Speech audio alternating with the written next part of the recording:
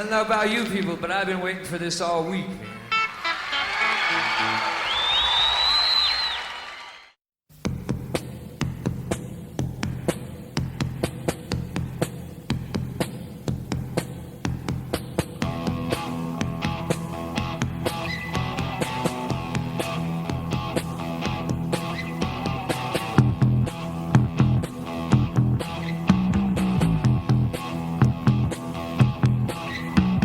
You're listening to Night Thoughts, the Cars podcast. The Panorama's #1 source for news, reviews, and thoughts about the new wave rock legends, the Cars. Oh, and a little bit of steel wool, sunshine, and rainbows. Welcome to Night Thoughts, the Cars podcast, episode 34. I'm Dave, and with me is... Oh, you want me to say my own name? Fine. I'm trying to jazz things up here, Donna. Hey, it's Sweet Purple June coming at you live from the hills of North Idaho. Wow. That jazzy enough for you? Yeah, that's very jazzy. Good. I like that. Yes. I like that. All Yeah, right. good. So, hey, by the time people listen to this, Yes. because, it's all Hollywood, people. We record things, ahead of time sometimes. By the time people listen to this, I'll be in Cleveland. I am I'm so finally getting to the excited. Rock Hall. So Yep. excited for you. Yep. And very cool event going on that day. On the day that I'm going to be there, which is awesome. It's called Album Spotlight: The Cars Live at the Agora, 1978. It's an hour-long deal. And just to read what the Rock Hall has, it says 40 years ago, then up-and-coming Boston-based rock band The Cars rocked the halls of Cleveland's Agora Ballroom and the airways of the Midwest. Now listen to the legendary Cars live album like never before. Rock Hall experts, wow, I wonder if they'll wear your lab coats since they're experts. We'll introduce the album and talk about the Cars and the Agora's importance to rock and roll in Cleveland. The album will then be played in its entirety on the state-of-the-art theater sound system. That's the part that jumped out at me. Awesome. State-of-the-art, Donna. Audience members are encouraged to share their Cars memories following the listening. They don't want me up there. Oh my God. And all I can think of, Dave, is elbow your way to the front, dude. Get up there.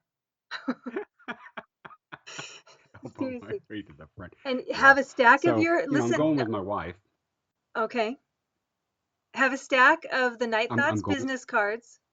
Oh, yeah. I'm serious. You better have those in your pocket. Hand those things out left and right.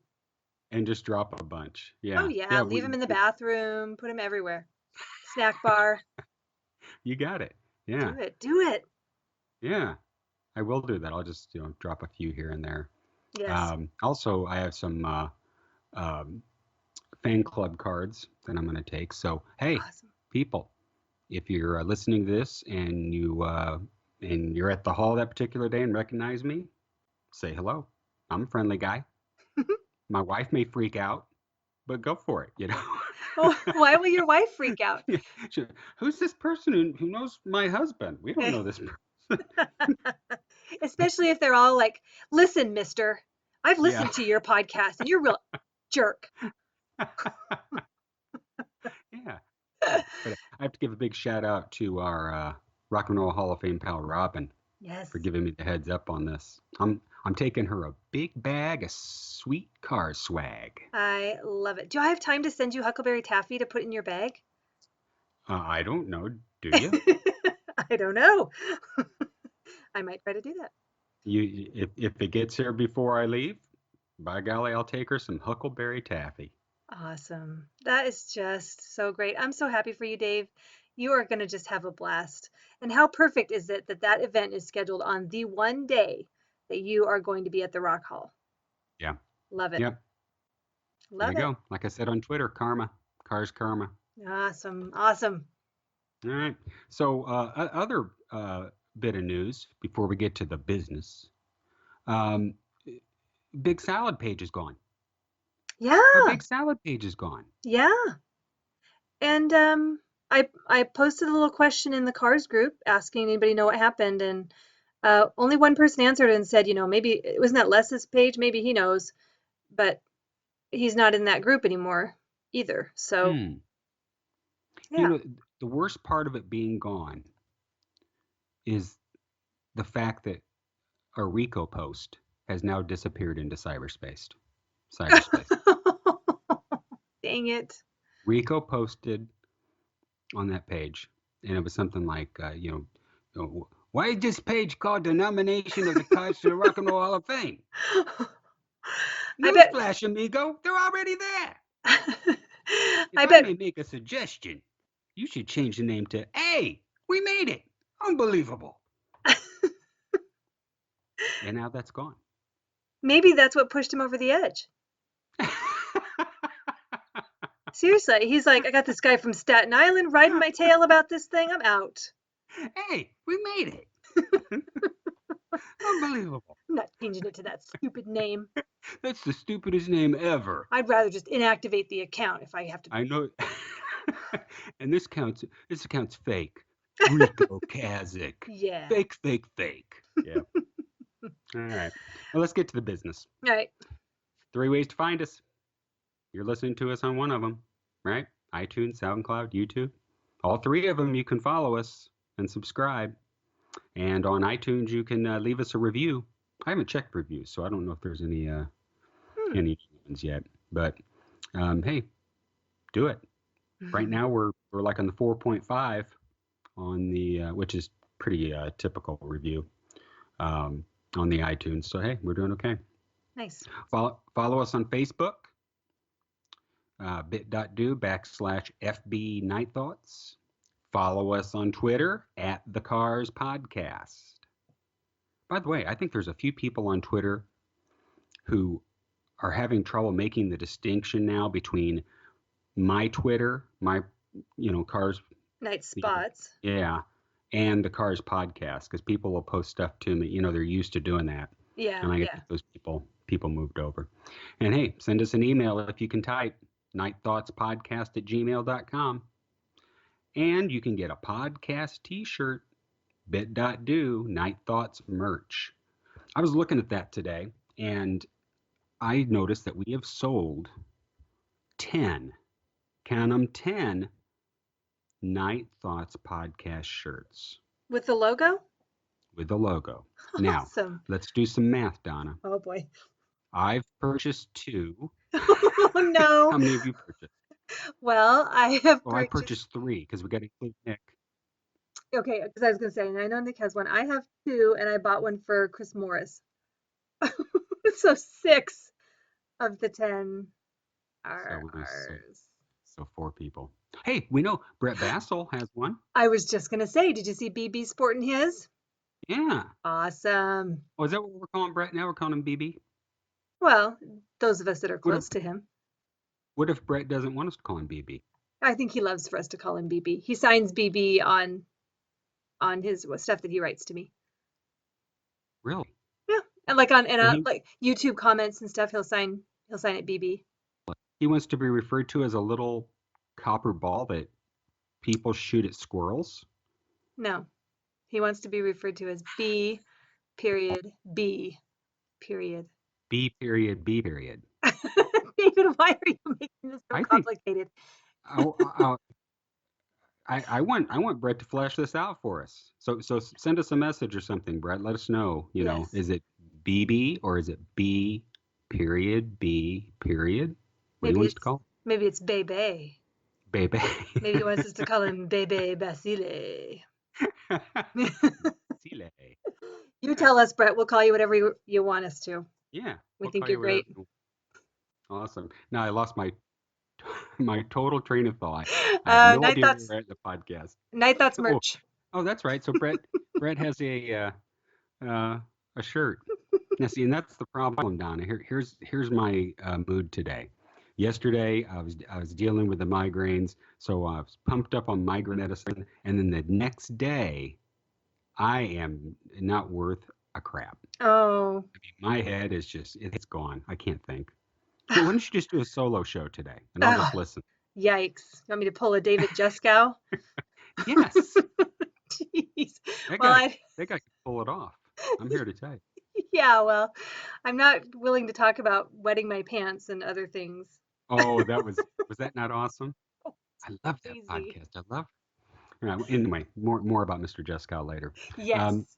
Let's get into it. Do you have any news before we get into it? I don't think so. Nope. Okay. Well, we're in our series of album dissections, non-biological, and we're up to Candy O. So we are going to go through the Candy O album and just talk about different things and individual songs and so forth. So, um, first up on the list, Donna, we just some basic talk about the the memories that I have of that album coming out because I'm old, Yes. and just the look of the band and the album and how it differed from the debut. Perfect. So just kind of give me your thoughts. Well, I always kind of start out with, little factoids, right? Go for it. This album was recorded in February of 1979 at Cherokee Studios, and so it was a year after they recorded their debut album. While they were recording in Los Angeles, that's when they attended the Grammy Awards. Some of you might have seen the footage of John Denver serenading members of the Cars uh, Wait, in I the thought John audience. Denver was in the Cars. Doesn't he Ha. play He keyboard? plays keys, yeah. He's just a stand-in when needed. Okay. um, so they attended those Grammys, which they were nominated for a Grammy Award and lost who, Dave? Who'd they lose to? A Taste of Honey. Oh, wow. Bad. Yes, so bad. I'm trying to remember. I forgot to look this up, but I think it took them, they still recorded this really fast. The debut album was 12 days, but I think this was still about a month, maybe less. They had some of the songs on this album were songs that they had already written prior to the debut album, so they had some carryovers that they used. But Elliot said in the liner notes for the expanded edition that Rick was just writing like crazy. I mean, so they had a lot of material to work with, and of course Roy Thomas Baker, RTB, in the producer's Yeah. chair. Yeah. Um, and then yes, the look of the band. We need to talk about this. Go ahead and share your thoughts because I don't want to step on your toes, but Well, first off, it was recorded at Cherokee Studios, which a lot of listeners know that that's where the monitor mixes came out of. And yes, I still want to get to the bottom of that. It, I it just know. blows my mind that, first of all, they record the whole album in the state that it's in, Hmm. and then just leave it there. Nobody takes it with them. It just gets in storage, and then some guy ends up putting it on eBay. I mean, it's just I just want to know what's the inner workings. So when we get RTB on the show, Yes. we're going to ask about that. We're going to pick his brain. Yes, I think we should. I'm sure that's going to happen any day now. Yeah, I he know is. he's getting ready to send me a message. I know it. RTB are the great king of tweet retweets, I should say. Yep.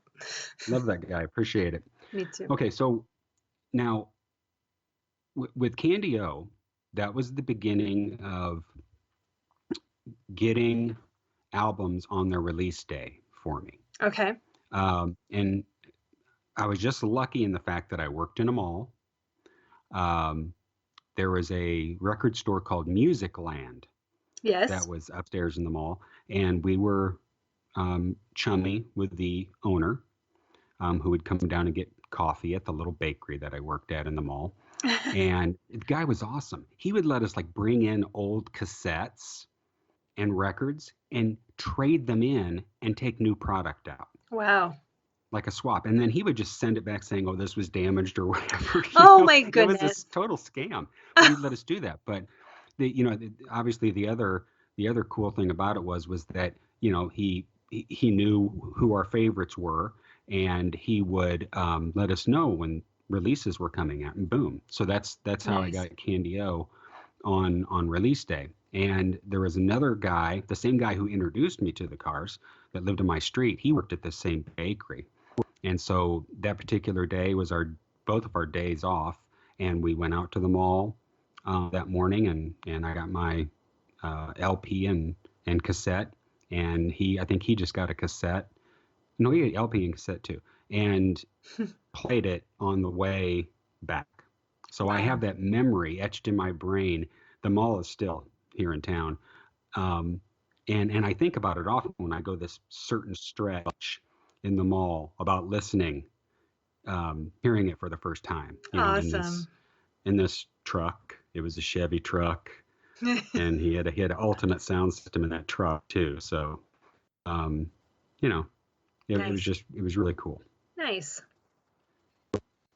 So talk about the look of the album for you. Well, What your thoughts are. well, you have again, so we're transitioning from debut to Candy O. Ben had the blonde hair, and you see on the pictures on the album art that Ben still got the blonde hair, but in live performances and on that tour, he had dyed his hair kind of a darker brown. He had that sort of skunk stripe Yeah. thing in his hair, and um, so I remember reading that was that people were kind of they thought it was really tricky, or they like threw them off that here they are on the album blonde, or Ben's on the album blonde, and then now live he's got this, they were like, what? With his hair. But what I wanted to say about the picture on the album, on the back, of course, the iconic, he's got a lollipop in his mouth, right? Yeah. Okay. What? Well, I'm sorry, that picture doesn't come off well for let's see, how old was I then? For a 14-year-old or 15-year-old boy. It just does not, I'm like, what the fuck? Was not appealing to you. No, no. Well, here's what I wish I could find where I read this, but I remember reading that when they went in for that photo shoot, do you remember back in those days, I don't know if it was Avon or who it was, they used to sell little skinny pens with that lollipop lid or top to You the know pen. what? I remember those. Yes, I do too. I had them. I loved them.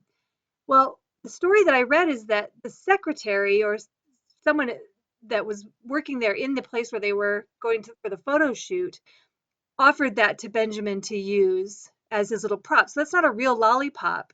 It's a pen, and he's Okay. using it as a prop. And I just love that story. I think that is awesome, and I really need to find my source material for that because I remember reading it. I'm sure I've got it tucked somewhere away.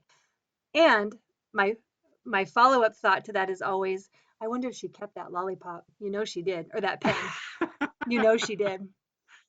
I like to envision it different, Don. I want to envision that Benjamin had just either gone to the doctor or the bank drive-through just before that photo shoot, and it was just there in his pocket, and things got a little slow, and so he pulled it out, and the guy shot the picture. Yeah, well, that also could be a That's possibility. my take on it. Okay, well, Yeah, you find your source material and I'll see if I can find mine. yeah. Well, Yeah.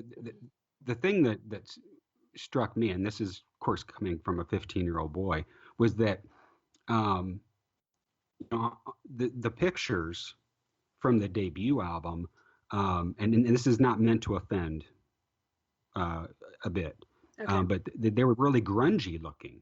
Yes. The boys were just kind of grungy rocker looking. And when Candy O came out, one, you got a better idea of how everyone looked, Yes. um, and the fact that it was in color. Um, so that was really cool. I think at that point, I could really start having a distinction between the individual band members. How you like a band, but like maybe who the lead singer is, and Right. then it's at this point with Candy O that I'm starting to figure out and remember who does what and those kinds of things. So Right. that Right. was a big thing for me. Yeah, I totally agree because that I've always was kind of surprised by the back of the debut album because that picture's kind of blurry and it's just or yeah, I just thought it was an Also, odd are they running choice. from the cops? What are they Yeah, doing? yeah, it seemed like an odd choice. So yes, to have this with them being very clear and upfront, I'm sure was so exciting to because especially back in those days, you didn't have the internet. You maybe had magazines that they might have. I mean, they were in magazines a lot, I guess, in 78, 79. But it's just getting that closer look. Yeah. Yeah. And I'm sorry, go ahead. No, I was going to move on. Go ahead. The also in the album that I thought was really cool because I thought it was cool in the debut. What was having the lyrics, and not all bands did that. Right. But I always thought it was so cool for having all lowercase. Oh, Um, yeah. some people are grammar Nazis. I'm just a grammar slacker, Ah, and I always liked it. So I can remember in opening this album up and seeing that the same style they were going with. It's like, okay, this is a thing. This is a cool thing. This is a Cars thing. yeah, Uh, yeah. to have that done, but the color scheme is another thing that really stuck out to me about the red and black Yes, on the yes. inner sleeve of the album. The red and black can't go wrong. Candy, candy, oh, red and black. I get it. Well, and of course, by then they were wearing a lot of red and black live too, so it just continued their their style, their theme. And something has to be said because remember, this is coming from a 15-year-old boy who's with a 17-year-old boy getting this album, seeing this album cover. Yes. Yowza. Yeah. You know, is it Yes. possible to fall in love with a cartoon? I guess it A is. cartoon. I think that's how Vargas made his living. Yeah. Yeah. No kidding. No kidding. Um, I also had a Candy-O t-shirt that I bought at Peaches Records in St. Louis that same year. Man, I wore the shit out of that shirt. I mean, it just fell apart. Loved that shirt. But, there's something about this album cover. One, I I never wanted my mom to see it because Of I knew she course. would say something. But now, as a middle-aged man, I can't pull off wearing a Candy-O shirt anymore. I'm sorry, it just doesn't happen. No. I can't put a Candy-O poster up in my house. No. It comes off as creepy. Yes. So, but they were targeting an audience at that time, and it's like, yowza, all right. Yes. Yes. It became quite popular. Um, there's something about this cover that Ken told me he noticed. He has a degree in art, and of course, Wait, Alberto Ken Vargas. Mills has a degree in art? Not Ken Who Mills. knew? My hubby Ken. Uh, You're married to Ken Would Mills? you stop? This is news to Ken. All right. Wait till I tweet him this one. Oh my You are goodness. delusional, lady. I mean, he's a good podcaster. I All love his shows, but whoa. right. Moving on.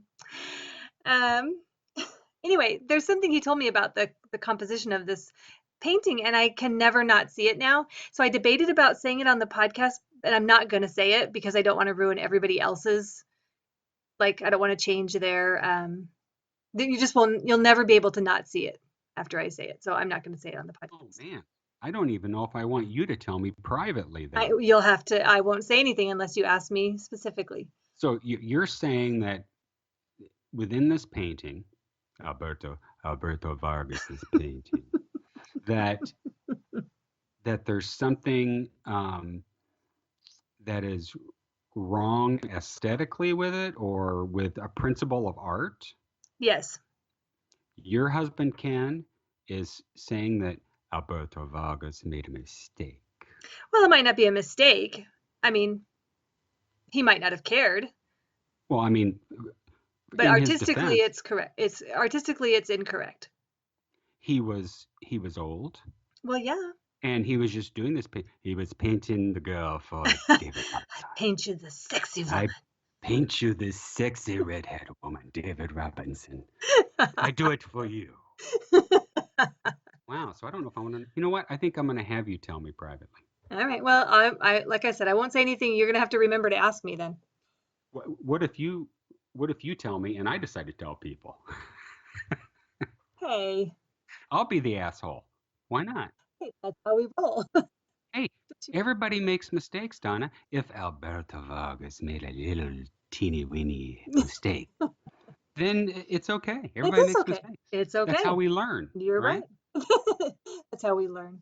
Yeah. Yeah, he was in the, yeah, yeah. So yeah, Anyway, tell me that privately. all right. The other thing I like is, and I think maybe did John point this out to us on that one episode is, and I never recognized it, is that Rick and Elliot are wearing the same jacket on the photos in the the box of each of the individual. Yeah, I never paid and attention to that. now I take that as they're wearing um, their own individual jacket as opposed to Rick put it on and then gave it to Elliot to put on because I don't think those guys are the same size. Yeah, I don't know. I'm sure you're probably right. I mean, they both went in the store. Hey, this is an awesome jacket, and then somebody copied the other, Right. Well, and I'm remember, sure it was probably Elliot copying Rick. yeah, because remember, wasn't Greg saying that Rick would be like, "Hey, this would look good on you," or whatever? And of course, Greg Yeah, was, not as into it as those guys were. But so yeah, maybe you're right. Maybe they did a little shopping trip. yeah, So anyway. awesome. Yeah, I never really noticed that before. Duh. Oh yeah, I know. Well, I think because I just look at each person individually, and then, but I never really compare them. I just study each one, and yeah. All I right. wonder if at some point they tried to get every band member to do the Avon lollipop pen. Um, I don't think Greg can pull that off. what do you want me to No do with offense, this? Mr. Hawks. I don't think you could have pulled that off. I think that he would have put it over one eye, like a like some kind of a I think you're right. spectacle blocker on Yeah, the I one think side. you're correct on that one. And I think David said, no, Wait and a walked second. away. No, no. You're talking to the same guy who wore those boots. So I don't know Oh, if and they those leopard pants. yeah, and the leopard pants. So Well, I I mean, don't know. hey, everybody's got to draw a line somewhere. There's a difference between wearing some funky boots and sticking something in your mouth. That is true. That, Really, I think the secretary was just like, "Hi, Ben, do you want my pen?" Because she's probably like me. May I give you my pen? And he's like, "Sure, whatever." yeah, okay, It I'll looks take like a it. lollipop. Yeah, I'm gonna suck Yeah, on I it. get it. Yeah. Oh, Where's it? Yeah, you know? Ben. And the And photographer, Jeff Anderson, is like, just get over here. We got to do these pictures. Benjamin totally ignored all the things that his mother and teachers told him throughout his childhood, which is get that out of your mouth. You don't That's know right. where it's been. Exactly. Do not put that pen in your mouth from that strange woman. You don't know where it's been, Ben. Har har. Okay, the All photographer is Jeff right. Albertson, not Jeff Anderson. Sorry. So, any other last details about the album or any factoids before we dive into the individual songs? Not off the top of my head. I mean, I think it charted higher than the debut album, though the debut album was on the charts longer. And as you recall, I'm sure from interviews, they kind of talked about they delayed the release of Candio Yes. because the debut album was they still had singles out. It was still riding high on the charts. And, Yeah. oh, not high. I guess sadly, it was never as high on the charts as it should have been, but it was still prominent. Um, so yeah, so they And, released it in June. Go ahead. and just think, next year is going to be the 40th anniversary of Candy O. I And then the know. year after that's going to be the 40th anniversary of Panorama. Can't wait. And see, and those were good times Hmm. because boom, an album every freaking year. Yeah. Yeah. Just when you are getting like you're ready for the next, to hear something new from them. There it is. Yes. Yeah. Boom. They knew it. Yeah. They knew it. Awesome. All right. So let's go, Donna. Oh, is this not the perfect song to start this album? It's an exceptional song. Oh my gosh. It is. I mean, it's just splash right from the time you drop the needle. Just boom. So poppy, so bright, so just it's amazing. It's a great song to start this album. My first impression of this song, and I'm going back to my little 15-year-old memory, was um, the drums. The Yes. drums blew me away. That whole drum fill. Hmm. Um, I don't want to hold her down. That Hmm. part there. I mean, Hmm. oh my gosh. Yeah. And it still blows me away to this day. I love it. Yeah. It's amazing, um, how you can get into little intricate parts of a song so much. But there's just different times where it's like, wow, that just blows me away, and it sounds great, and man, Yeah. It's and awesome. that was the migraine meds talking right there. Wasn't bad. Well, and this is one of those songs too where, they did this thing a lot where they started out with one instrument and then added another and then added another and added another. So you kind of have your splash at the beginning and you've got your drums and then the guitar comes in and then you get that synth going and pretty soon, Benjamin joins in with his bass and it's just this build. Yeah. Eh, Boom, boom, boom. Yes. Oh yeah, it's Yeah. just, yes, I love it. And of course, Ben's vocals are amazing. They got the hand claps in here, which we talked about not very long ago with the lawsuit issue, and um, and I think these are obviously they seem obvious to me that they're not genuine hands clapping. That it's a I don't know. Wait, they're not that those aren't genuine hand claps? They don't sound like it. They don't have the same sound to me as they did on the debut album. That's another question for Greg. Yeah, yeah. Because I just always assumed that those hand claps were real recorded hand claps, but that ones like on, say, the Best friends. sound on "Since You're Gone" was obviously electronic. Are there hand claps on Since You're Gone? Well, that beginning, Oh, oh yeah, yeah, yeah. yeah. Um, hmm. Well, I guess partly I think it might make that assumption in my mind because when they performed a song like Best Friend's Girl, they clapped their hands. When they played Let's Go, no one did that. Yeah. So I don't know. Can you hear me playing it? Yeah, put it a little closer to the speaker. I mean to the No, mic. I don't want to overdub our Oh, voices. oh, I thought you were just I'm just playing it in the background. because it's so good. Oh yeah. I love it. And Should we okay, just do a podcast of us just listening to it, listening to the album and just listening? It's just silence except for the music, and every once in a while going, "Oh, I love that part." I was gonna say I could never keep silent because already I'm just like growling and breathing heavy because I'm just like the song is so great. Yeah.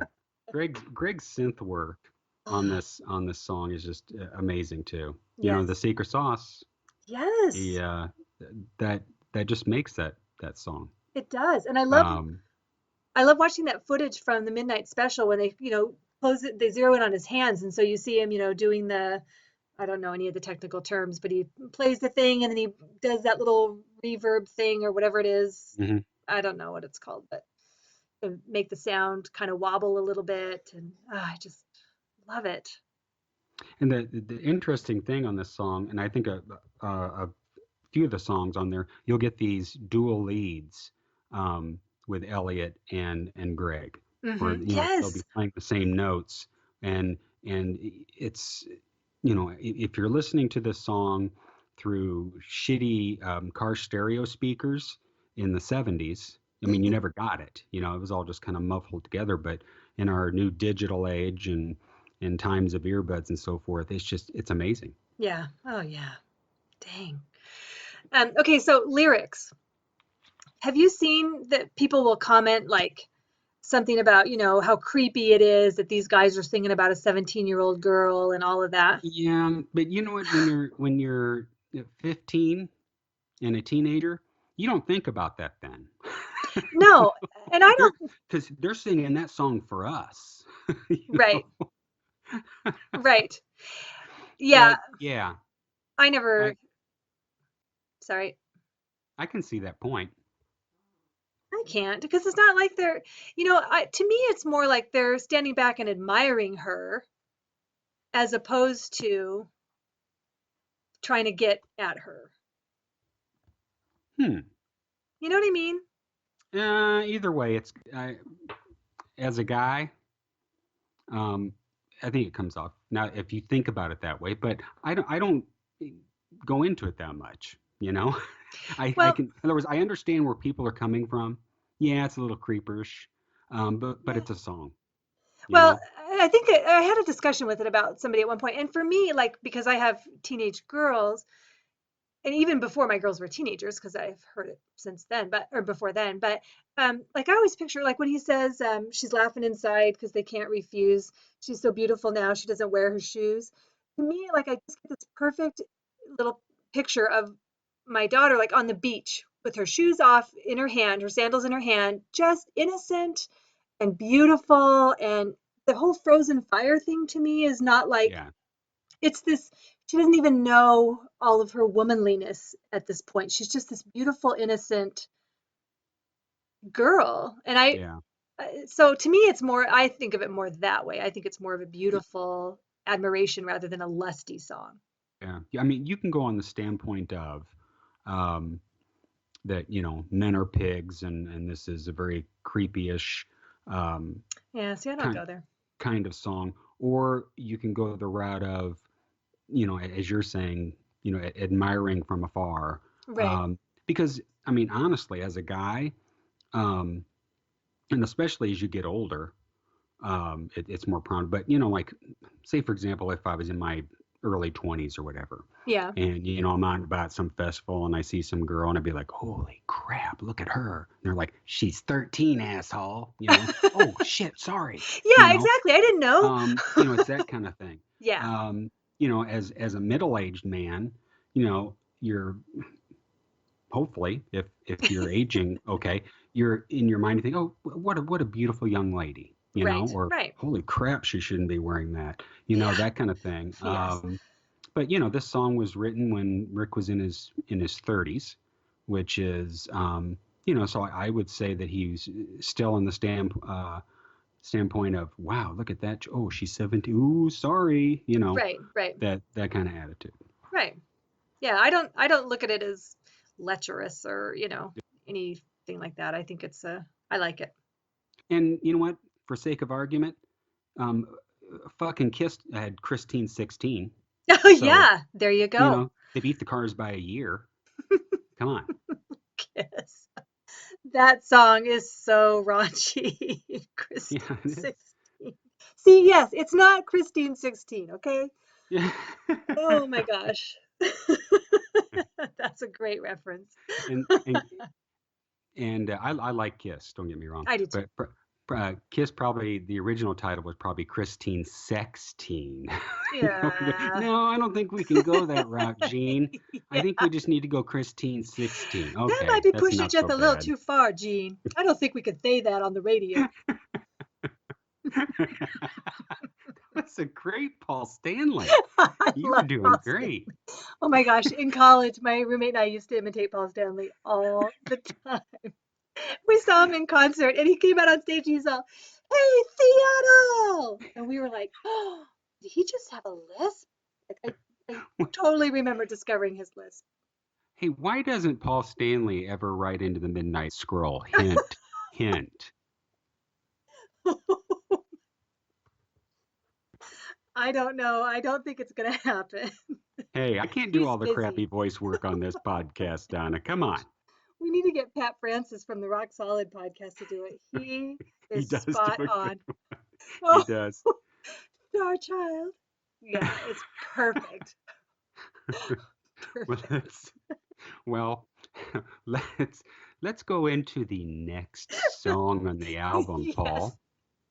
Not Paul, no. Since I held you. Yeah, I this can't next do a song Paul is one of my Stanley. favorites. It's called Since I Held You. And believe me, I've held many women in my life, and so I just love this song.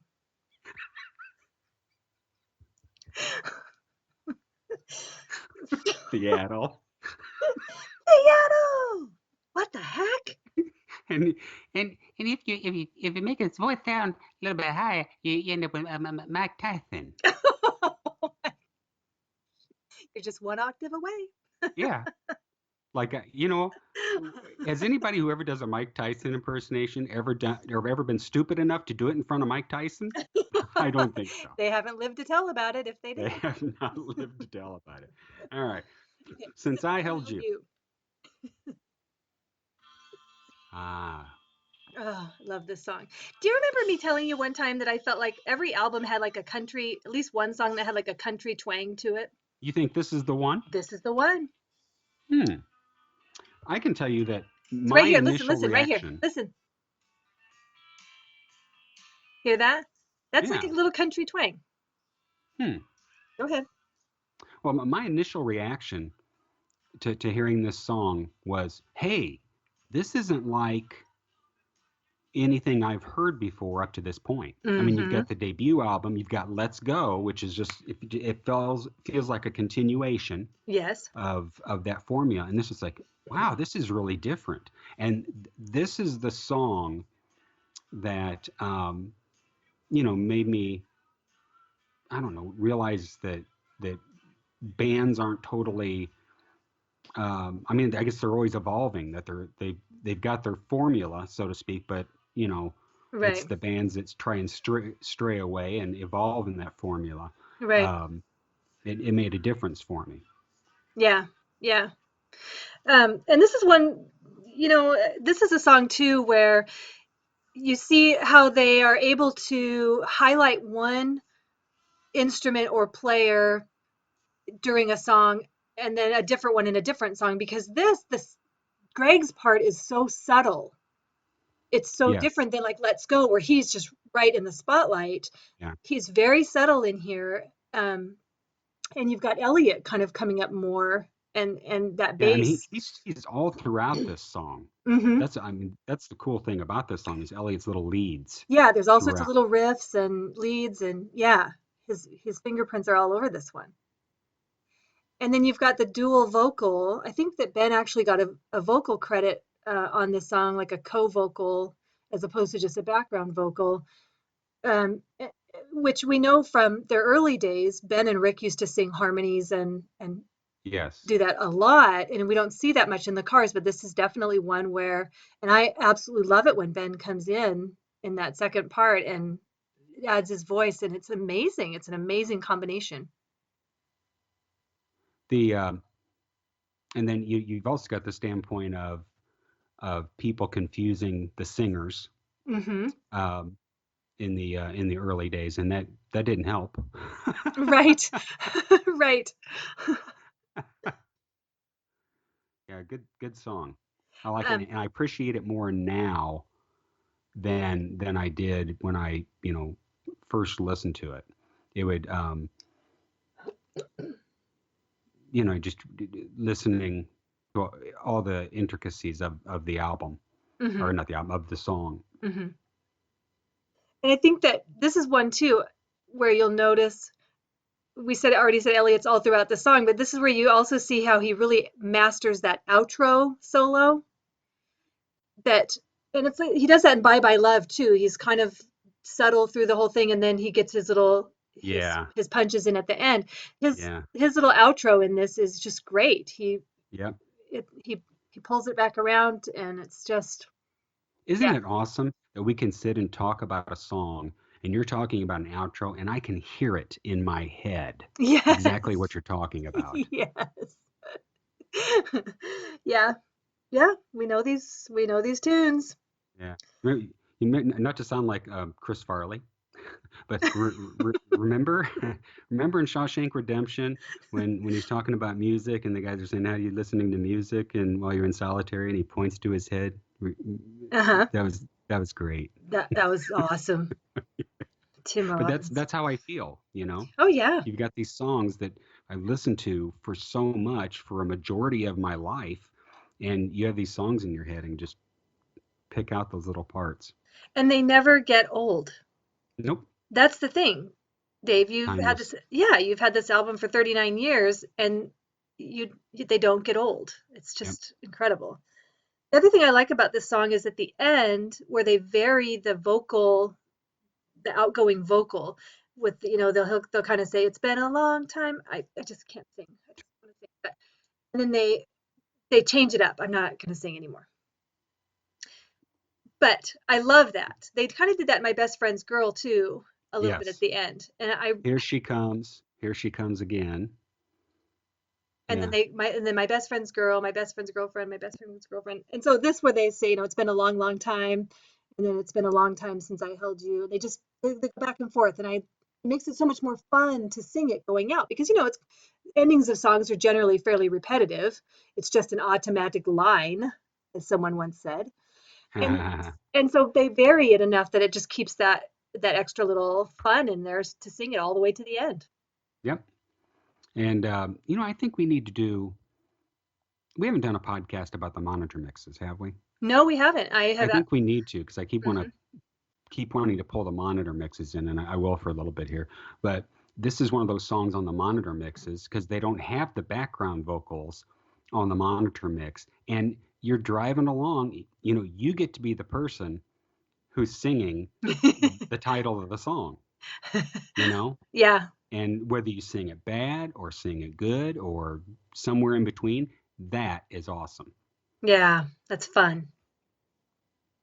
It's like karaoke at half speed. You're not doing the whole song. You just got a little part. Nice. Um, yeah, I definitely want to do an episode that's just on the monitor mixes. So we'll have to. I Yeah, think I lots marked of good that on the stuff in list. there. Mm-hmm. All right, you ready to go on to the biggie for me anyway on Yes. this album? That's all I can do. Yes. Go for it. And you know what? There's another question for Greg. Why isn't it a band favorite? Why? Yes. Yes. Why? And it makes me wonder. Here I am throwing the monitor mixes in again. The difference in the melody Hmm. between the monitor mixes. It's sung differently. I Yes. wonder if they had a hard time with this song or something and just got to the point like, God, I never want to play this live. I don't see what they couldn't like about it. Right. Right. And they released it as a B-side, or no, they No, released it as a single. it was the third single from Candio. Yeah. Yes, and it hit 41 on the 41 on the charts. And I understand that they did play it here and there because radio stations and promoters and venues were asking, why aren't you playing this song? We've got it on the radio. And so I think that from what I understand, they did play it a couple of times, but there's no live footage that's been released or, or live audio of them doing it. Hey, if our buddy John hasn't found it, it doesn't exist. I know, I Have you put Nick on it? know. Nick, No. if it's out there, Nick will find it. Yes, that's true. Yeah, That's true. he'll I'm sure hack it's into not the out there. Ocasek data bank. That's what we need. See, well, Go, Nick. when I go into the vault holding David's hand, I'll have Uh-huh. him help me see if we can find it. Ah, you'll be excited and have a warm hand. It'll be Yes, great. yes, and we'll squeeze Yeah. each other's hand when we go, You look, know we how I found was, it. was saying that. I was saying that with Bye Bye Love, that I have that connection, with the orangey sky and as a 14-year-old kid or whatever. Yeah. This song, I have a personal connection with, and not to be all sad sack or whatever, but You always like to um, make me cry. yeah. um, Poor Dave. but when I was a young man, and I believe I was 19, 20, I just started college or whatever. Okay. Um, I began to realize this song was what I was going through, and Uh-huh. it's one of those tales of going out with a girl, being with her for however long. The breakup happens. It was a situation of um, where we broke up, yet she would still come for the booty call kind of Oh, thing, because I was living on my own. Not yeah. many people my age, well, I was 18, 19, had their own apartment, and Yeah. so I kind of got that. So these lyrics in this song are what I was feeling at the time and what I was doing at the time, and like for example, um, when I was crazy, I thought you were great. That's my Yeah. favorite line of any song, any Cars song, Yeah. because that's what I came to realize. That I was crazed. I was wrapped up into something.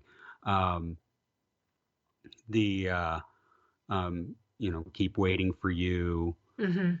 One too many times I twisted the gate. Mhm. Uh, you know, I kept my renditions of You on the Wall. I mean, that's a biggie, for me right there. She had given me like this massive ass um, Olin Mills. Are you familiar with Olin Mills? Olin Mills photography, yeah. Yes, this big ass Olin Mills canvas picture of her, and it was probably, let me think of my sizes here, probably an 11 by 18. I don't know if that's size. It was bigger than 8 by 10. Okay. So it may have been like 18 by 24 or something.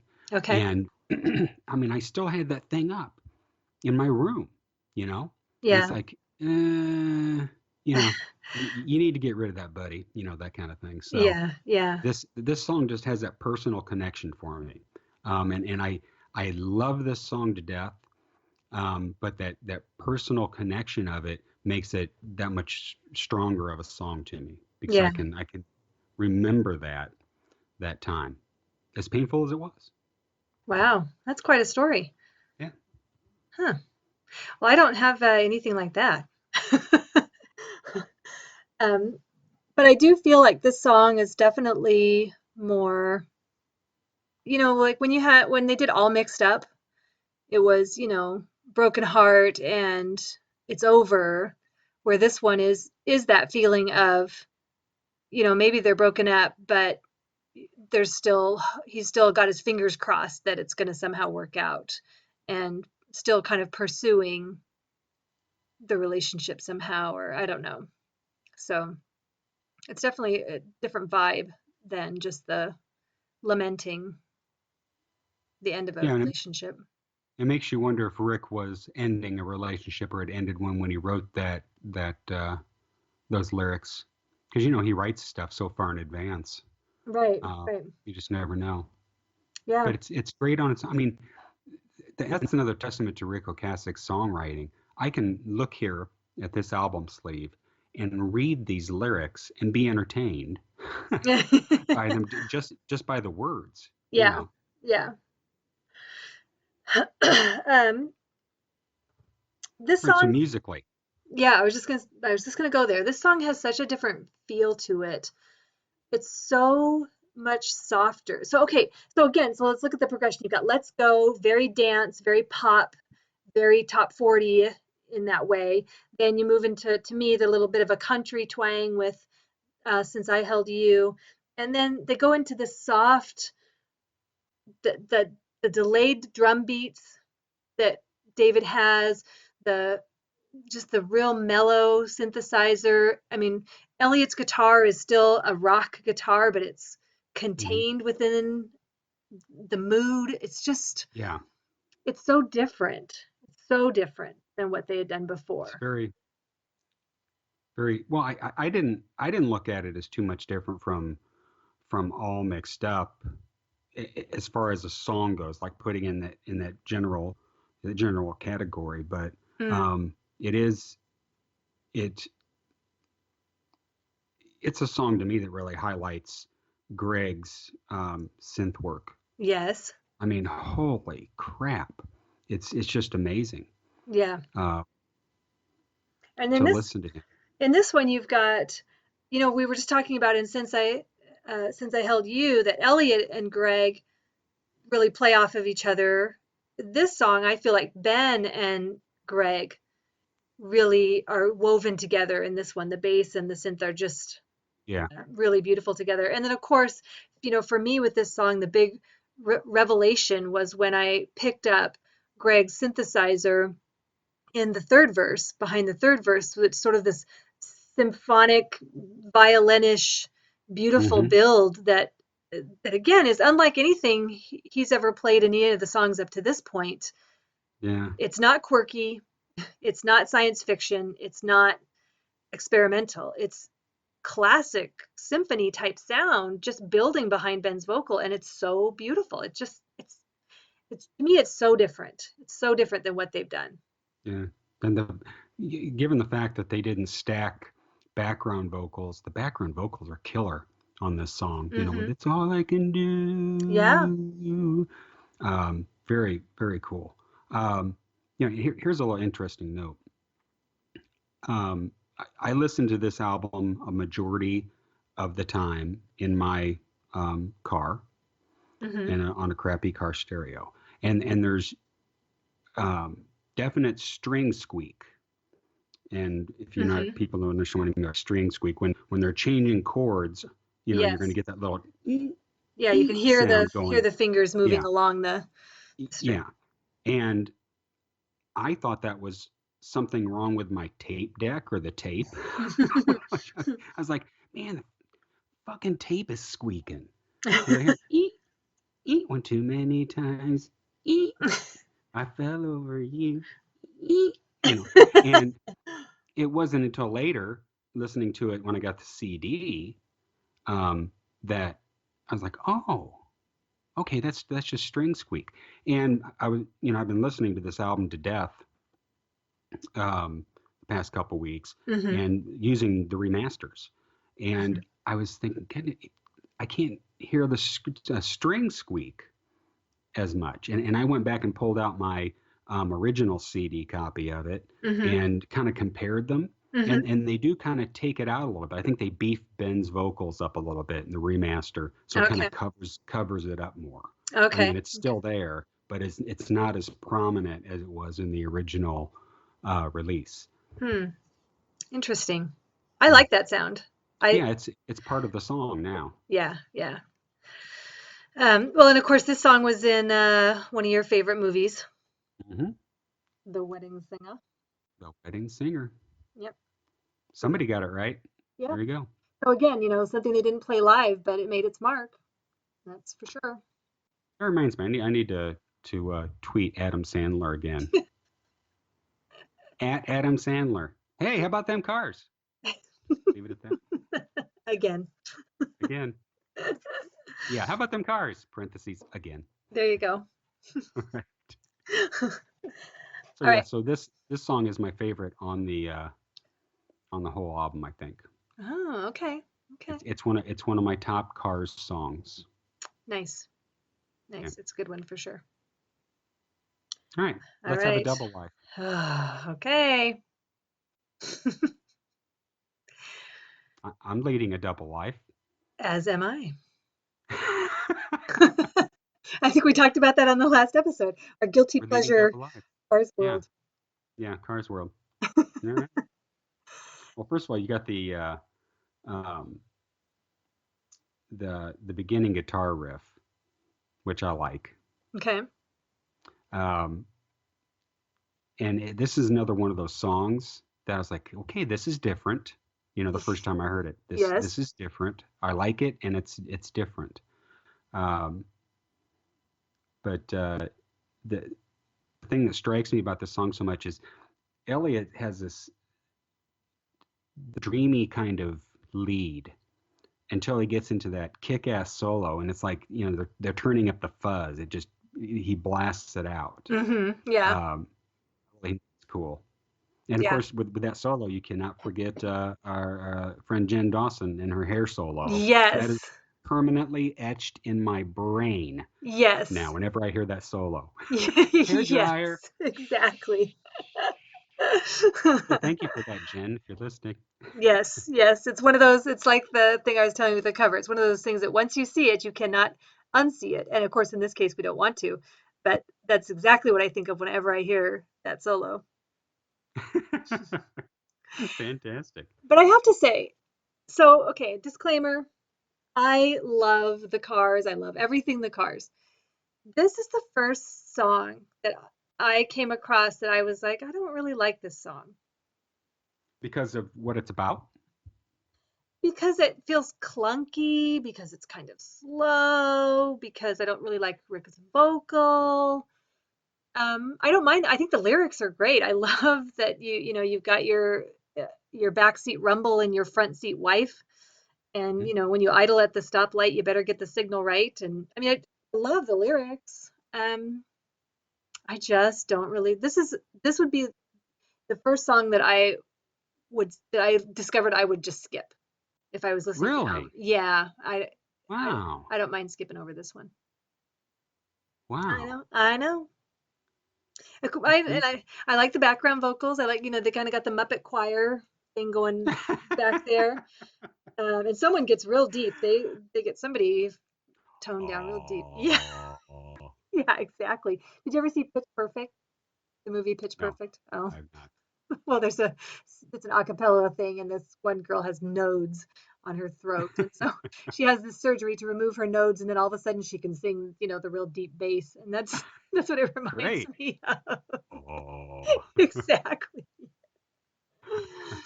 So anyway, and I love the solo, but yeah, this isn't one of my this isn't yeah.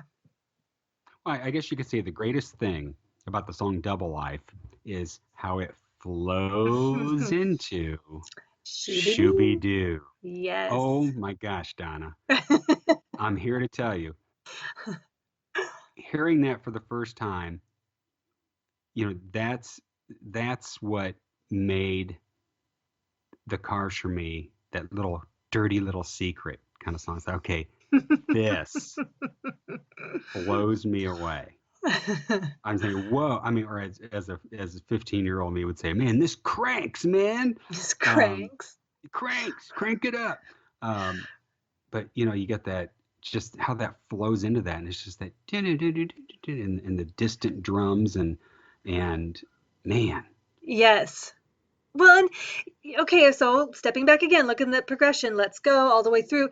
Every single song to me up to this point is a different, not a different genre, but just it's a whole different feel to it. yeah, And you get to Shooby Doo, and it's like punk, quirky craziness. I love it. Just yeah, yeah. I I'm can hear listening you to it play. I now. can hear you. And Yeah.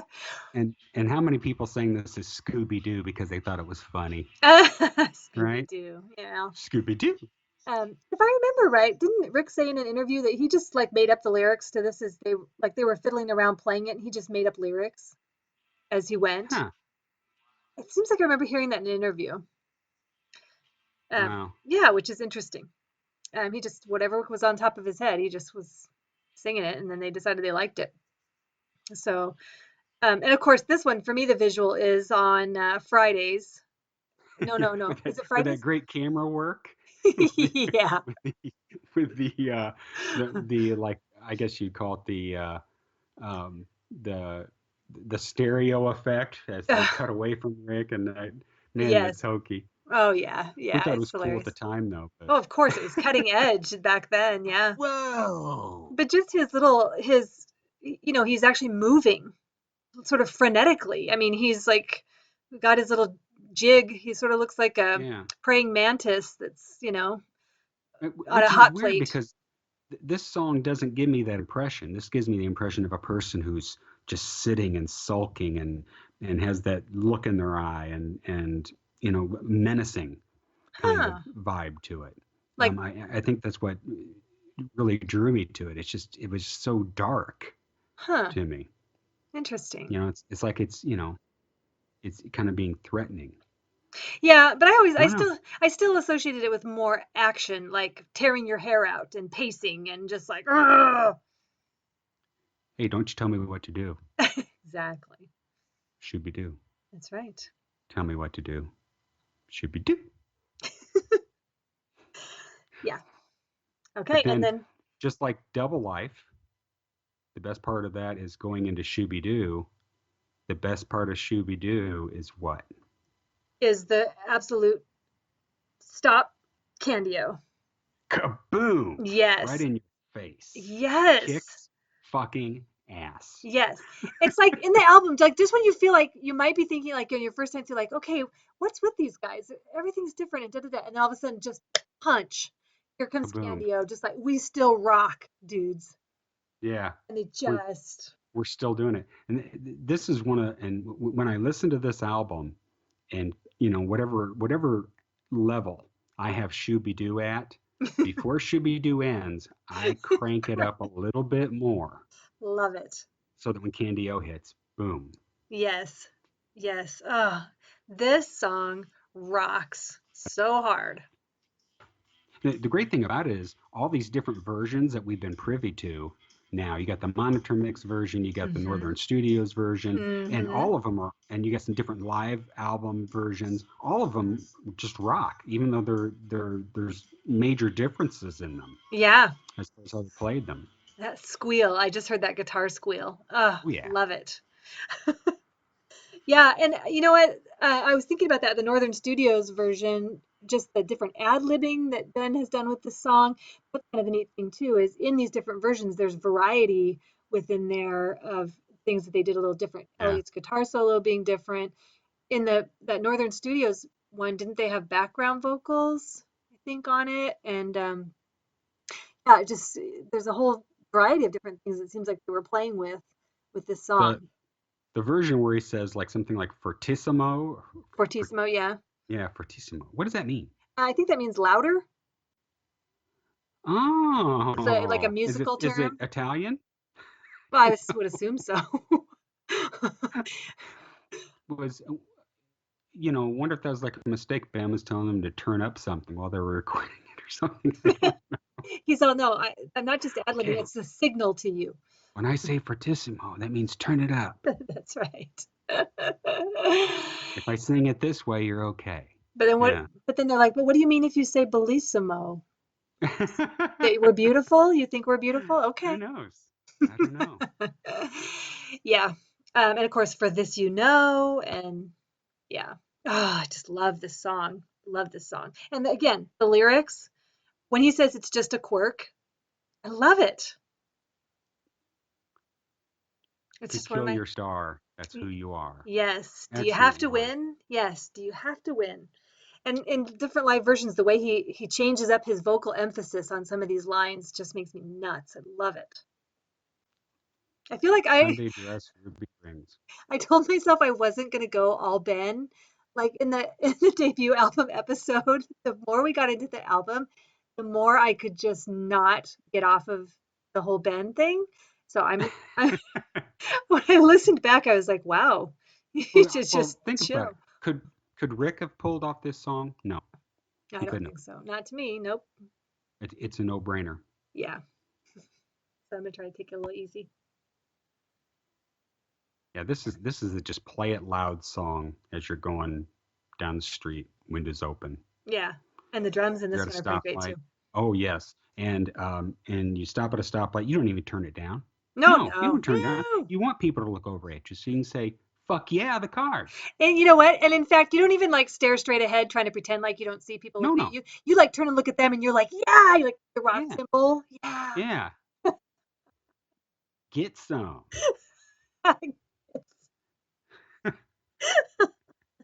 Exactly. Yeah. Love it.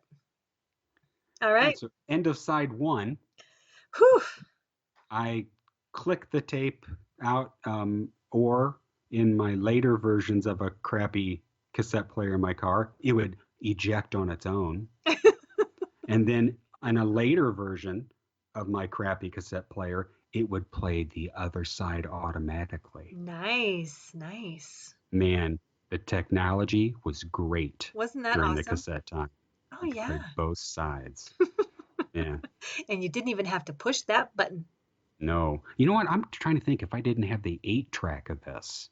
Oh, Because I seem to recall that it was what's Double Life was the one that was cut in half. They always cut one song in half in oh, between tracks, and I'm pretty sure it was Double Life. John would know that. yes. But Somebody would. anyway, so you turn that cassette over, push it in, and you've got Night Spots. Which Ah, why is my Twitter name Night Spots? Why have I always chosen Night Spots to name everything.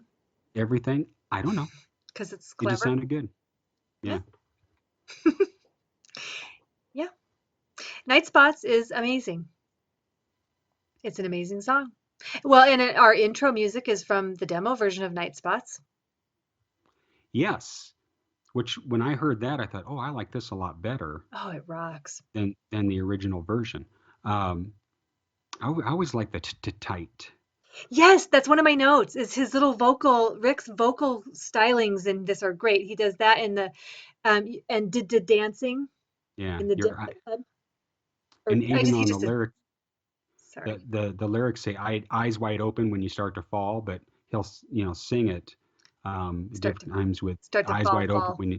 when you start to fall. Yeah, Yeah. because when somebody says something twice, they mean it. Oh, they mean it big time. Yeah, Bye. Bye, love. um, Hey, you yeah. kids, get out of my yard, yard. Yeah. I love it. I gotta just start doing that. Hey, you kids, get out of my yard, yard. Time for dinner, Old dinner. Rick Ocasek. Old Rick The grumpy old man neighbor. living in the Midwest. Yeah. Combine Rick with Clint in Gran Torino. There you go. Oh my There's a movie. gosh. Yeah. Aging rock star sits on his porch. Get out of my yard, yard. Yep. Oh my gosh. Um, okay, so I do love that. I love his little barks that he does in there, his little yee sounds. Um, and I love how they change up the lyrics. This is one where they, in the song on the album, he says did he say you're blonde, long hair Yes. instead of long Long blonde, blonde, blonde, long hair. blonde, long Yeah. hair. But then It's sometimes, blonde. Long. yeah, and then sometimes when he sings it live, it's your curly hair, it's your long dark hair, it's your long black hair. He Your does. kinky hair. Oh Like, yes, I forgot about that one. yeah. The only one he has, I don't think the only one he hasn't covered is pubic hair. I'm pretty Ew. sure. All right. And that's your time to leave. If Yeah. somebody's sitting there playing, Wow. you're in a club, not the club you want to be in, Rick. Yeah. But then again, who knows? I don't know. Well, I all don't. I don't judge. right. Good. Um, so yes, and here we go with Greg's synthesizer work, front and center. Hmm. Um, well, which is hard, I just said front and center, but then also Ben's bass. Depending, I guess, which thread I want to listen to in my headphones, Ben's bass is amazing. Elliot's guitar is amazing. I mean, Yes. all these The whole layers. finger tapping thing. Oh, Um, yes. yeah, pretty Yeah, cool. yeah. Um, what else? You keep your lovers in a penny jar. I love the lyrics in this song. This song has great lyrics. Well, Greg has that dual synth thing going on where he's doing the boop boop boop boop boop boop boop boop, and then on Mm-hmm. the other channel it's very like silky. Yeah. Yeah. Yeah. And for me, I can't even like pat my head and rub my tummy at the same time. So it's always so amazing to me that he can have two completely separate things going on with his hands and just nail it. Yeah. I think at the time, this may be a false memory, I don't know, but the synth work, it sounds like a brass instrument kind of sound, and I Okay. almost didn't think like, wow, they've got trumpets in this or something, not Oh. realizing that all the ranges that the synth could do. Yeah, yeah. Yeah, that's a good song. You know what? Okay, so this is one too though where I can never remember, like I always start too early because the intro is really long. So I always start singing too early and then I'm like, Oh, oh, they're not starting yet. So like I'll like yeah. have to count. Okay, they do it 8 times. Okay. And then here's another little thing that you will never that will change your perception of the song, but I am going to tell you this one because it's just hilarious. My brother-in-law, he's my rock and roll buddy in the family. He said, "Did you ever notice how Night Spots is you can perfectly sing Rubber Baby Buggy Bumpers with the music. Rubber baby Rubber buggy baby, bumpers, rubber baby buggy." wow, we have just destroyed this song for how many listeners do we have? Millions? Yeah, you just changed the face of rock and roll by saying that. But yes, Yeah. isn't that funny? I always think that. It's kind of like your mana and Yeah. your whatever. So, Well, I think I told the story before about um, my best friend's wife. She's big on Journey, and I changed the lyrics to "Send Her My Love" to "No Glove, No Love," and she was totally pissed at me for destroying that song for forever. So, so you had Eddie Murphy who did the buckwheat thing on Saturday Night Live, yes, yes. and And so she started singing "Looking for Love" as "Wookin' Panub," and so now I can Yes. get that. She's wookin'. She's wookin' Panub. No, love it. So there we go. We've now ruined 3 songs for people for the Yeah, rest of their there you lives. go. Well, and you Oh, actually, 4 if we count Scooby Doo. oh, So Scooby Doo. Well, five if you count your rendition of the Doors, Riders on the Storm. What would you? boring fucking That- song. Boring fucking song. It goes on way too long. It's a boring fucking song. Oh, crack me. We got to make an album. Yeah, we have to. All right. So then you get to the end of Night Spots. And again, here it bleeds into the next song. Yes. Very cool. Very cool. You can't hold on too long. It's all right. It is all right. It is. And there's a difference in the way that Benjamin sings this from the monitor mixes to the um, original recording. Okay. I can't remember how it's damn migraine meds. Mm, Uh, you can't. Oh, in the on the studio version, it's you can't hold on too long. It's all right. I think in the monitor mix, he puts emphasis on a different different word. word. It's Okay. all right or something. Okay. Nice. I haven't, I need to listen to those more, Feeling cross and wavy. which he later used in another song, Yep. right? And Um, the drums on this. Oh my gosh. the drums are amazing. Let's just face it. Dave Robinson is an amazing fucking drummer. He really is. Yeah. And that's the thing that you just have about this band is that they're all amazing, but none of them is none of them is like elbowing for the spotlight. They do Yeah. their thing, they get in there, they pull their punches, they just they do it exactly right, and it makes the song. Every one of them makes the song. Let's just go on a soapbox here, Donna. Tell me. Every member of the Cars are widely fucking underrated. Rico Kasich, totally underrated as a songwriter, I believe. Elliot Easton, totally underrated as a guitarist. Benjamin Orr, totally underrated as a vocalist and bass player. Mm-hmm. David Robinson, underrated as a drummer. Greg Mm-hmm. Hawkes, underrated as keys. They're all underrated. I agree. I agree. Just don't tell the poll guy from Twitter. Yeah, whatever happened with that guy? I don't want that guy. All No right. way. No way. But yeah, I mean, that's just the way it is. I mean, and I used to think, well, it's just because it's your favorite band or whatever. No, these guys they're awesome, They and are. but they don't. I don't think the Cars made it to the point to where they get thrown into these greatest kind of polls or whatever that magazines do and so forth. You got your Led Zeppelin and Rolling Oh, Stones yeah, and yeah, yeah. the mega bands, I guess you could call them. So Well, and here's the thing. I know we've talked about this before. Sorry to beat this horse to death, but they just didn't put a lot of effort into promoting themselves. No, I shouldn't say they didn't put a lot. They didn't put as much as they could have. If they really wanted to just like skyrocket, I mean, they could have gone so much farther out of the atmosphere. They didn't tour very much. They toured Europe once. They were in Japan once. Merchandise, you know what I mean? Like they didn't go that route, for better or worse. They could have been, I I fully believe they could have been an arena rock legendary band that sold out, especially in these early albums. If they yeah. even more than they already did, because they were selling out shows and stuff. But had they chosen, they could have just kept going and gone farther and farther and really made a bigger splash than they did. They just didn't choose to do that for whatever reason. Well, I know It's a not a large lack part of of that is talent. just no. A large part of that is just how low key all the members of the band are.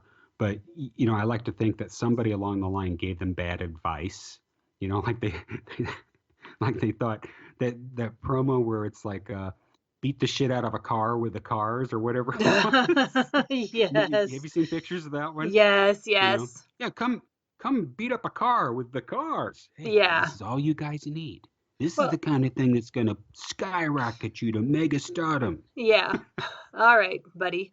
Well, and then there was one promo that when I first read about it in Frozen Fire, I thought for sure it was just a lie, but then it was like, oh no, this really happened. Something where you could take a shower with one of the members of the Cars, some contest. What? Yes. No way. Yes. And did you get to pick? I don't really remember how it ended. I mean, I don't know that I end up knowing the details of it, but that it mentioned that there was this promo in the Frozen Fire book, and then I was like, yeah, that's a bunch of hooky. And then probably John was like, well, actually, here's the documentation. Oh, yipes. So yeah, they Man. they definitely did some weird stuff. Um, Hmm. but they could have. It wasn't the lack of talent. It wasn't the lack of staying power of their music. I think that kept them on the just kind of one level below some of these other bands. Yeah. So anyway, Hmm. soapbox. Do you think that You Wait, Can't Hold On is a drug song? oh, I never thought about it that Read the lyrics. Yeah, I'm sure you have the lyrics in front of way. you. I could see it that way. Yeah, Um, but I've always just taken it as an emotional kind of thing, You're yeah, not going to hold on and keep it together and those kind of things. yeah, I look at things the way Rick Ocasek says, hey, I put it out there. Once it's out there, it's yours. Make of it what you will. But yeah, I could see that. yeah, yeah. I've always kind of wondered about it. It's kind of Hmm. one of my songs of like, it's like Don't Go to Pieces. Like when I am like at my upper stress level, it's like, okay, it's all right. Can't hold on too long. It's all right. Hey, if you like to come in colors, you don't know which one. That's always I, a good line. well, I can't be too choosy, Dave, because it's just for fun. It's just for So fun. I know. So Yeah, I well, just, it's all right. Just gotta hold yeah. back. So I could see where it could be maybe a song about getting screwed up and where Needing a things take fix. you. Yeah, Yeah. yeah. Yep. All right. Which, What? Go ahead. speaking of fix, it's not like Oh a my gosh, you are big on the segues today, man. it's not like a misplaced fix. Lust for kicks.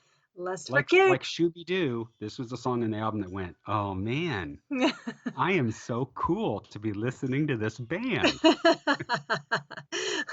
Well, see, and for me, like Double Life, this was one where I went, oh, I'd never heard any song like this before in my life. yeah, You no, know, Lust for kicks, yeah. yeah. And They have a- the other, I'm sorry, go ahead. Nope, go ahead. The other thing about this song is he's got his own dumbwaiter. I Yes. did I didn't know what a dumbwaiter was when I first heard Ah, this. did you think it Okay, was just so I'm just thinking he just thought a stupid a restaurant dumb server? waiter. Yeah, a stupid restaurant server. But then It was I El had a Glen. job on Dave, he was talking about El it Glen was El Douche, Glen. He was talking about El Glen the Douche. Pancake It Palace. fit. Holy shit, we just made a historical connection. That is awesome, Donna. I didn't mean to interrupt you. Go ahead. I am blown away. I wonder if El Glen knows this, that he Oh. made it into a song. That He is great. But anyways, I worked in a hospital. I delivered patient trays, Okay. and they used a dumbwaiter Hmm. to like an extra tray for a patient or something. You'd send it down to whatever floor of the hospital in this dumbwaiter, and it Right. wasn't until then that I got the connection. Oh, okay, that's a dumbwaiter. That's it. And of course, I always thought he said robot purse, not Roebuck. Roebuck purse. Yeah, which I'm assuming is that like Sears and Roebuck, or is that That's something different? that's always been my thought. Yeah, and I thought he said robot, and so I was like, ooh, robot purse, like picturing the 1950s silver square-headed robots with the dryer vents for arms. You know what I'm talking about? With like a little purse handle on it. Like, oh, I want a robot purse. Yeah, but this is definitely one of those songs that it could just be gibberish. I mean, it's never I just always looked at it as a song about two people that are kind of made for each other because they're both kind of out there. Yeah, yeah. And I like it. I love how he describes, I like it lyrically. I love how he describes that relationship, that they're mad about each other, they're crazy about each other, I like that. And there are, when it says he's reading One Fell Swoop, there are books out there called One Fell Swoop. Really? Yeah. I don't know what year they are. But I remember Well, looking that up once, and what'd you find? that there are books. I don't remember if it was a while ago. I can't remember if I don't, I must not have made any connection like, oh, maybe he's talking about that book Uh, timeline wise, because I would have remembered. So, there's a part in this song that it, if you're listening to it with earbuds in and can really listen to the different sounds. There's parts in here that sounds like modified laughing and yes, like crowd reaction and clapping. creepy. Okay, I love the Yeah, applause. Yes. yeah, yeah. It's like first it's the you get the laughing first, and then when it comes back around, it's the crowd like whoa, and then clapping, Yes. something to that effect. I love See, the, there's another one to ask Greg Hawkes about. yeah, that's true. I love the applause, but I thought I felt like the little voices were like creepy Dante Tomaselli type voices. Ooh, Well, there's the influence right there. You there know. you go. Yes, yes. Cars make their mark once again. Yep. All right. Got a lot on my head. It's a Love. hat.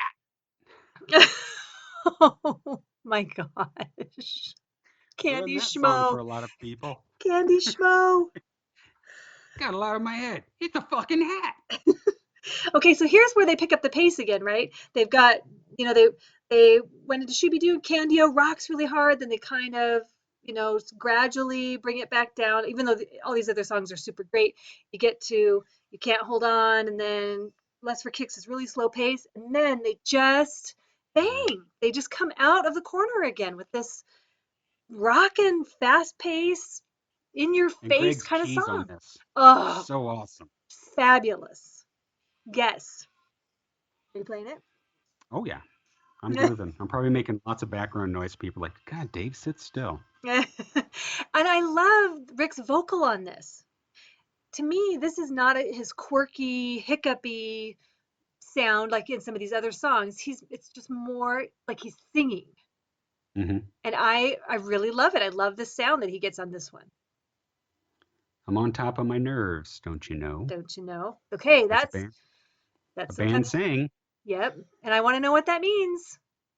Well, Never, there's one from when we have Elliot on the podcast. I gotta make a list. I Last, just got yeah. to. Benjamin's backing vocals on this are very, I mean, he's very prominent in the Yes, backing vocals, I think. yes. Uh, And yeah, great song. here's one where Rick does that double word again, where how can I hold you when you're saying goodbye bye, Yeah. right? I love that. Yep. So Um, that means it's important. he's into the double bye though. The Yeah. bye bye. Like I don't mean just goodbye. Bye. I don't know. And I always thought that I wouldn't have been satisfied to miss out on Dangerous Type, but this would have been, I could see this as the ending song of the album. This is a great song to go out on. But then you sort of get the extra bonus of one more song, but it's just a perfect punctuation to me that could have ended the Yeah. album, don't you think? They could have ended the album with this song. You're absolutely right. Yeah, I'm glad they didn't me too. because I like Dangerous Type better than Got a Lot on My Head. You do? I do. I'll have to think about that. I love Got a Lot on My Head. I like when he says, conditions red, dispositions blue. Is there any four words that are more descriptive of a Yeah. situation than that? I Yeah. love it. I love that. Um, yeah, gosh, now I'm like back of my mind is working on, do I like this better? Dangerous Type? I might like this better. I think they could have Hmm. switched the last two and gone out with this one. Really? No, I don't agree. Yeah. Just because of the ending. No, all right, well. The ending of Dangerous Type? The ending of Got a Lot of My Head as opposed to the ending of Dangerous Type. Dangerous Type has a better ending album feel. I mean, See, it for this album, starting with Let's Go, which starts with just a bang, yeah. and Do and you want to end it with a just can't forget yeah, about you exactly, album? and then bang, Eh, end. So you've got sort of these bookend songs. I think they could have but switched Dangerous these. Type fades out. Right. I think that's how you have to end an album. Meh. You have to prepare the listener for the sadness that they feel at the end Sadness. of a Cars album. That's Um, what they're doing. I Hey, RTB was thinking about that kind of stuff, Donna. yeah, and I would not question the great RTB, but well, to me, I would rather go out with a bang, and then it's like mic drop, and then the crowd's just going, "Give me Gotcha. Well, the beauty of digital media is that you can go into your iTunes and you can switch those two songs and make it your own. more." I would never do that. I would never alter the cars. Well, I okay. could, you're right. I could. I'm not unhappy with this album. Of course not. I But just that's the cool thing about the ending of Got a Lot on My Head and how Dangerous Type starts up, I mean, it works perfectly. yes, that's true. That's true. That's a nice little meeting of two songs right there, the end and the beginning. Mhm. Yeah. In the talking about Dangerous Type, on the monitor mix, Rick sings the line as um, live on your star, Oh, okay. whoever you Instead of live are, on your wire. I see. and live on your wire. Yeah, but I like live on your wire better. I do too. It just works better. I agree. I agree. I totally agree. Isn't Got a Lot in My Head the one where the monitor mixes where he does that sort of scream, that primal scream? Yes, the primal scream. Yeah. We definitely Yeah. have to remember that when we do the monitor mix episode. Oh yeah, there's lots of good stuff in there. Yes. Uh, Okay, so do you want to move into dangerous type? yeah, I got a little personal story with this one. When I was working in college I was working in the hospital again, but working in medical records, and me and like three other college students were tasked with moving this one room of medical files down to a basement Okay. file room. That was our job for the Okay. summer. And it was really interesting because we were from all walks of life. I mean, um, we had one, it was a doctor's son. We had another guy whose mom worked like in housekeeping. And he was just a rough around the edges kind of guy. And then we had, God, I can't remember her name, but she was sweet and cute as hell.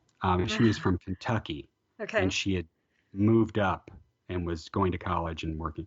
So, but you got lots of time to talk while you're just moving files and that kind of stuff. And we were talking about bands and so forth. And the doctor's son's name was Wes.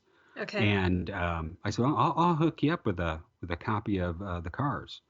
And I hooked him up with the Candy O album. And he came back the next day. And I'll never forget this. He was just like so excited or whatever. He's like, man, that is awesome. And that song, Dangerous Type, I know a girl just like that. Like, yeah, man. Yeah. I see what you're saying. Yeah.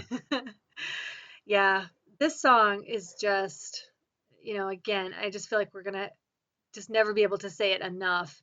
Each person's role is so perfect. I mean, from the drums right at the very beginning, that electric syndrome or whatever it is, I don't know what it is that he's playing.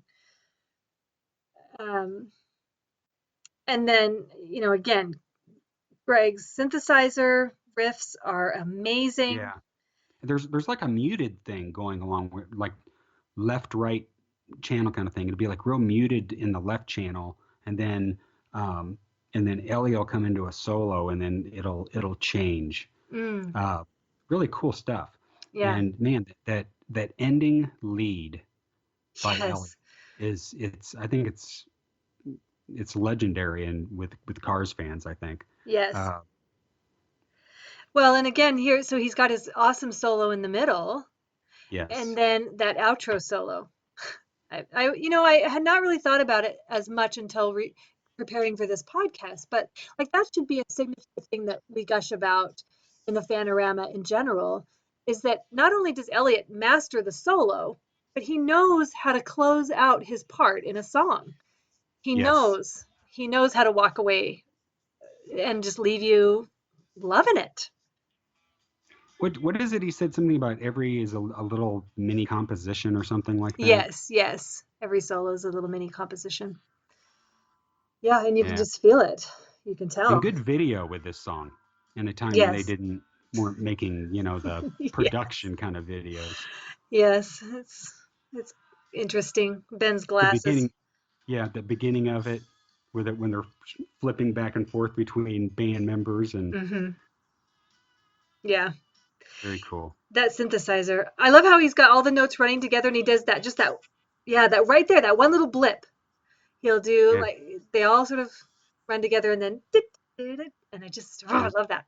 My favorite part is after Elliot's solo and then Rick goes into singing, museum directors with high shaking heads, and it, that solo's just fading out. Greg's keyboard riff is starting, and then Rick's singing those lyrics. That just makes me so hyper. That little piece of time right there. I just love that combination. The robotic voice at the end is very cool too. The Yes. dangerous type, and then it just says type. Hmm. Yes.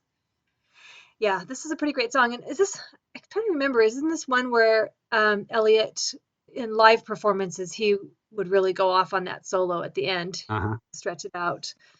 Um, yeah, yeah, what a great song. And you're right, it's a great song to end the album. That's for sure. This is It's the a great song to end the podcast. Thanks, everybody. Moody Blues. Bye. Lights come on. And we're done. And we're done. Right. Intermission. Yeah, what a great album. What a great album. What a great follow-up to their debut album. You know, a lot of bands have The Stinker as their second album, at this one they just came right back out after the first one and showed everybody that they weren't just a flash in the pan. Exactly. Hey, and I'd like to extend an apology to our listeners because this is something that bugs the shit out of me. I'm going through this podcast and playing the songs and then stopping them, and that always Yes. pisses me off Oh, when I it's listen to.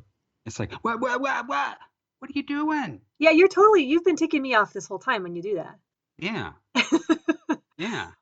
But see, I wish we How many had. times have you rolled your eyes at me and round it to the nearest hundred? How many times have you given me the come on, come on, come on, come on hand? I have not once. Mm, all right. Scout's honor. Scout's honor. I wish that's one thing. I wish that we got to figure out a way to do audio clips because it just enhances everything. But yeah, hearing a snippet of it just makes you just like my hands are out, just like give me more. So yeah, I'm sure I'll be listening to it when I go pick up my Yeah, but kid. even like Rhino doesn't come all the way through and play entire songs. No, no, no. I wouldn't play. They No, I don't they think we only should play play the whole song. snippets, but unfortunately, we're in a situation where um, with the I don't we're not in the situation with iTunes or SoundCloud, but in the situation with YouTube, you have something on too long, and boom, you get a strike against you or whatever. Yeah, yeah. We have to be careful. So, Because I would play the crap out of this stuff. oh yeah, yes.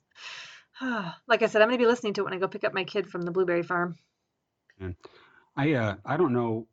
Um, I hope our listeners are enjoying these little album dissections. We're planning on doing every album as we go along. But hey, if there's anything that you want to suggest, for us to talk about when it comes to these, drop us a line for sure. Yes. Yeah, we've gotten some good feedback about the first one, so hopefully people continue to like it. All right. So hey, Donna, do you have the Midnight Scroll music all queued up and ready to go? You are the producer. Oh, I do. Ready? Let's do it. All right, let her rip. Take me apart 'cause I'm out of control. Send me a letter on the midnight scroll. All right, so we've got a couple of emails to read. Donna has one, I have the other. Donna, you want to go first? Read yours? Sure. This is from Katrina. Or do we say last names? I can never remember No, don't do use. It's unless they say it um, themselves. Okay. yeah.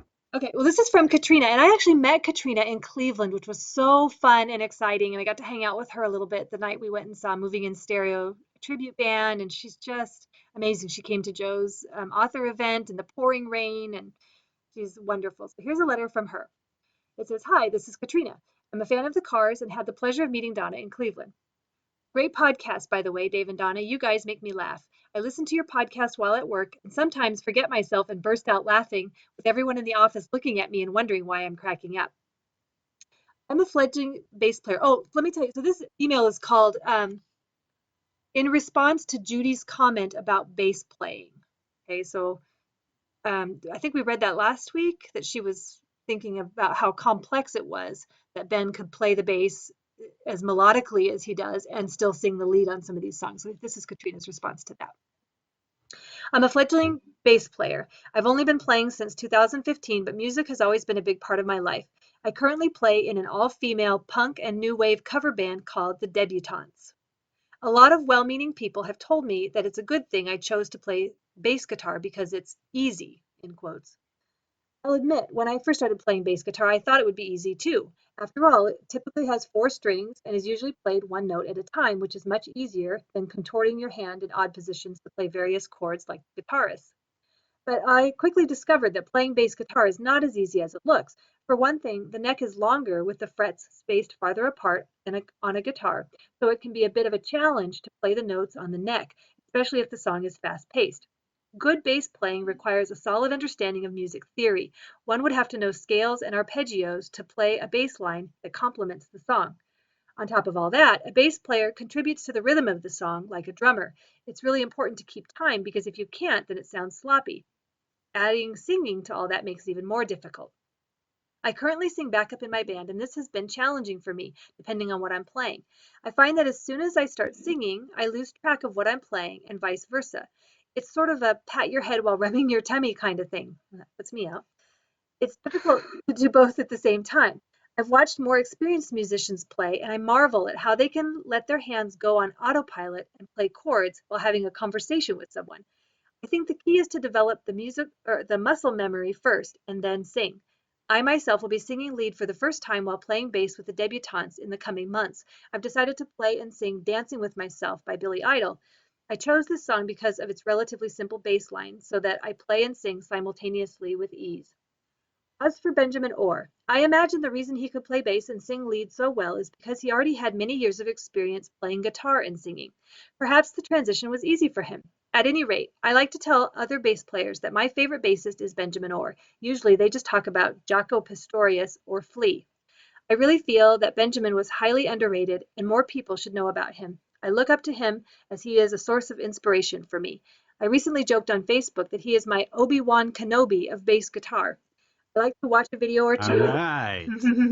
I like to watch a video or two of him on YouTube just before a gig as a way to give me courage. I see him as a kind of mentor or teacher, and I try to imitate his style. I hope one day to be as good a bass player as he was. Katrina. Wow, Wow. fantastic. And I love that. I love the band name, the Debutantes. Yeah, I did too. I did too. Very cool. That's some Very great cool. insight. Yeah. Yeah. Well, speaking of a response to Judy, our other Midnight Scroll is from Superfan Judy, Oh, good. Okay. and it says, "Hey, hope this isn't too late." Nope, it's not. What is the Benjamin Orr trifecta? Do you Oh, know? I What you do. talking about? What is it? Well, Is it something you say on air?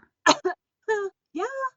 Okay. The Benjamin Orr trifecta is on the debut album, the 3 songs, Oh, the 3 songs in a okay. row of Bye Bye Love, Moving in Yeah, Stereo, and All Mixed Up.